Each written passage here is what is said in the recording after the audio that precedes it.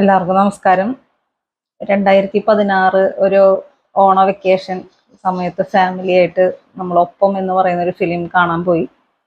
ആ ഫിലിം കണ്ടുകൊണ്ടിരിക്കുന്നതിൻ്റെ ഇടയിൽ തന്നെ എൻ്റെ പാസ്പോർട്ട് സൈസ് ഫോട്ടോ ഞാൻ തന്നെ ആ സ്ക്രീനിൽ കാണാണ്. കൂടെയുള്ള കുട്ടികളും ഹസ്ബൻഡും എല്ലാവരും പെട്ടെന്ന് അതിശയിച്ചു പോയി. ഇതെന്താണ് ഫോട്ടോ ഇങ്ങനെ വന്നത് എന്നുള്ളൊരു അതിശയവും ഒരു ഷോക്കൊക്കെ ആയിരുന്നു.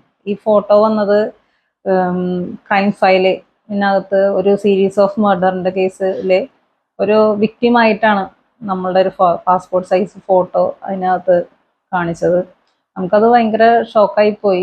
കാരണം അങ്ങനെ ഒരു ബിഗ് സ്ക്രീനിൽ നമ്മുടെ ഒരു പാസ്പോർട്ട് സൈസ് ഫോട്ടോ വന്നു എന്നുള്ളത്.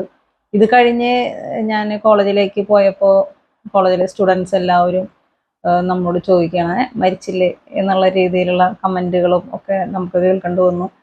അത് കഴിഞ്ഞ് നമ്മൾ ഒത്തിരി ആലോചിച്ച് എന്താ ചെയ്യുക, ഇങ്ങനെ ഒരു ഫോട്ടോ വന്നാൽ എന്ത് ചെയ്യും എന്നുള്ള രീതിയിലായിരുന്നു. പിന്നെ നമ്മൾ ആദ്യം തന്നെ ചെയ്തത് ഒരു വക്കീൽ നോട്ടീസ് അയച്ചു, നോ റെസ്പോൺസ്.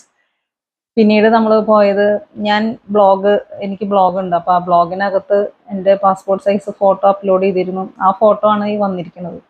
അപ്പം ഞാൻ പിന്നെ ചെയ്തത് നേരെ കൊരട്ടി പോലീസ് സ്റ്റേഷനിൽ പോയി. അപ്പോൾ പോലീസ് 2 ദിവസം കഴിഞ്ഞ് വരാനാണ് നമ്മോട് പറഞ്ഞത്. 2 ദിവസം കഴിഞ്ഞ് പോയപ്പോൾ അവർ പറഞ്ഞു, ഇതിനകത്ത് വേറെ നമുക്കൊന്നും പ്രത്യേകിച്ചൊന്നും ചെയ്യാനൊന്നുമില്ല, നിങ്ങൾക്ക് ഡിഫെയിമിന് കേസിന് പോകാം എന്നാണ് പറഞ്ഞത്. അങ്ങനെ നമ്മൾ കേസ് ആദ്യം ഹൈക്കോർട്ടിൽ തന്നെയാണ് പോയത്. പിന്നീട് വിധി വന്നു. നമ്മുടെ താമസത്തിനടുത്തുള്ള മുനിസിപ്പൽ കോടതിയിലാണ് നമ്മൾ കേസ് കൊടുക്കേണ്ടത് എന്നുള്ള രീതിയിൽ നമ്മൾ ഡിഫെയിമിന് കേസ് കൊടുത്തു. ഒരു 7 വർഷം കഴിഞ്ഞതിന് ശേഷമാണ് നമുക്കൊരു വിധി നമ്മുടെ കയ്യിലോട്ട് വന്നത്. 1 ലക്ഷം രൂപ കോമ്പൻസേഷനും 1,68,000 രൂപ ചെലവുകൾക്കും, കോടതി ചെലവുകൾക്കുമായിട്ട് നമുക്കിപ്പോൾ വിധി വന്നിരിക്കുകയാണ്. അപ്പോൾ ഇവിടെ ഇന്നിപ്പോൾ ഞാൻ പറയാനായിട്ട് ആഗ്രഹിക്കുന്ന ഏറ്റവും പ്രധാനപ്പെട്ട കാര്യം എന്ന് പറയുന്നത്, 8 വർഷം ഒരു ഫോട്ടോ വന്നതിന് ശേഷം ആ ഫോട്ടോ വന്നു എന്നുള്ളതിന് നമുക്കൊരു സ്ത്രീ എന്നുള്ള രീതിയിൽ നമുക്കൊന്നും ചെയ്യാനില്ല എന്നുള്ള ഒരു നഗ്നമായ സത്യം നമ്മൾ തിരിച്ചറിയണം. ഡിഫെയിമിന് കേസ് കൊടുക്കുക എന്നല്ലാതെ വേറെ ഒന്നും തന്നെ നമുക്കവിടെ ചെയ്യാനില്ല.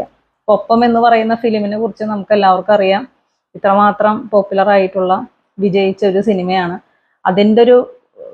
അങ്ങനെയുള്ളൊരു ഫിലിമിലാണ് നമ്മുടെ ഒരു ഫോട്ടോ വന്നത്. എന്നിട്ടും നമുക്കവിടെ ഒന്നും ചെയ്യാനില്ല. ഈ ഫിലിമിൻ്റെ നിർമ്മാതാക്കൾക്കാണെങ്കിലും ഇതൊന്നും അവർക്കൊരു വിഷയമേ അല്ല.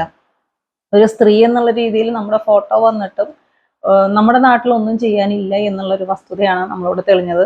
അപ്പോൾ നമുക്ക് ചെയ്യാൻ പറ്റുന്ന ഒരേ ഒരു കാര്യം ഡിഫെയിമിന് കേസ് കൊടുക്കുക എന്നുള്ളതായിരുന്നു. അത് നമ്മൾ ചെയ്തു. അതിൻ്റെ വിധി വന്നത് 7-8 വർഷം എടുത്തിട്ടാണ്. അതാണ് എനിക്കിവിടെ പറയാനുള്ളത്. ഒരു സ്ത്രീ എത്രമാത്രം പൊരുതാനായിട്ട് സാധിക്കും.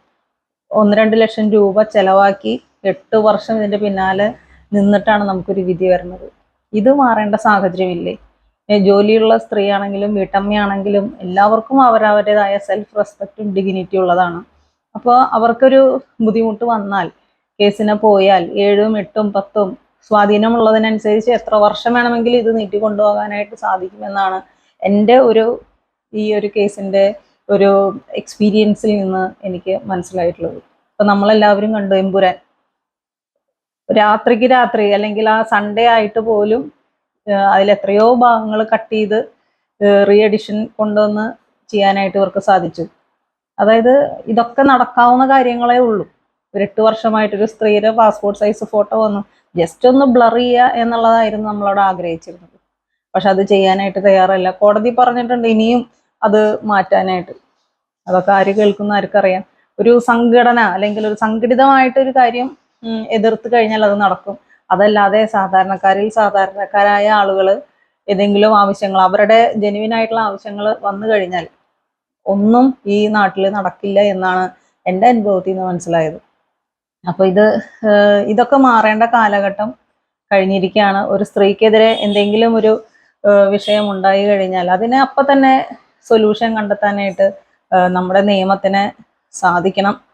8 വർഷം കഴിഞ്ഞാലും നമുക്ക് അവസാനം ഒരു ജഡ്ജ്മെന്റ് കിട്ടി എന്നുള്ളതിൽ ഒരുപാട് സന്തോഷവും ഞാനിവിടെ അറിയിക്കുകയാണ്. ഇത്രയധികം delayed justice is denied justice എന്നുള്ളത് നമ്മുടെ മനസ്സിൽ എപ്പോഴും നമ്മൾ കണ്ടുകൊണ്ട് തന്നെയായിരിക്കണം ഇങ്ങനെയുള്ള കാര്യങ്ങളിൽ തീരുമാനങ്ങൾ എടുക്കേണ്ടത്. ജഡ്ജിക്ക് പോലും മനസ്സിലായി ആ ഫോട്ടോ എൻ്റെ തന്നെയാണെന്നുള്ളത്. ഇപ്പോഴും ആ സിനിമയിലുള്ള നിർമ്മാതാക്കൾക്കും അത് കമ്പനിക്കും ഇതുവരെ ഞാൻ ആ പാസ്പോർട്ട് സൈസ് ഇങ്ങനെ ഒരു വ്യക്തിയുടേതാണ്, അങ്ങനെ ഒരു തെറ്റ് പറ്റി എന്ന് അവർക്ക് ഇതുവരെയും തോന്നിയിട്ടില്ല എന്നുള്ളത് വളരെ അതിശയകരമായൊരു കാര്യമാണ്. നമ്മുടെ നാട്ടിൽ അപ്പോൾ അതിനൊക്കെയുള്ള ഒരു സാഹചര്യം ഉണ്ടെന്ന് തന്നെയാണ് മനസ്സിലാക്കുന്നത്. അപ്പം ഇനിയെങ്കിലും ഇങ്ങനെയുള്ള സാഹചര്യങ്ങൾ വന്നാൽ എങ്ങനെ നമ്മൾ ഒരു സാധാരണ സ്ത്രീ എന്നുള്ള രീതിയിൽ എങ്ങനെ നമ്മൾ റിയാക്ട് ചെയ്യണം എന്നുള്ളതൊക്കെ സജീവ ചർച്ചയായി മുന്നോട്ട് വരേണ്ടതാണ്. ഇത്രമാത്രം 7-8 വർഷങ്ങൾ എടുക്കാതെ തന്നെ അതിനൊരു സൊല്യൂഷൻ എന്നുള്ള രീതിയിൽ എത്തേണ്ടതാണെന്നും കൂടി ഞാനിവിടെ അറിയിക്കുകയാണ്.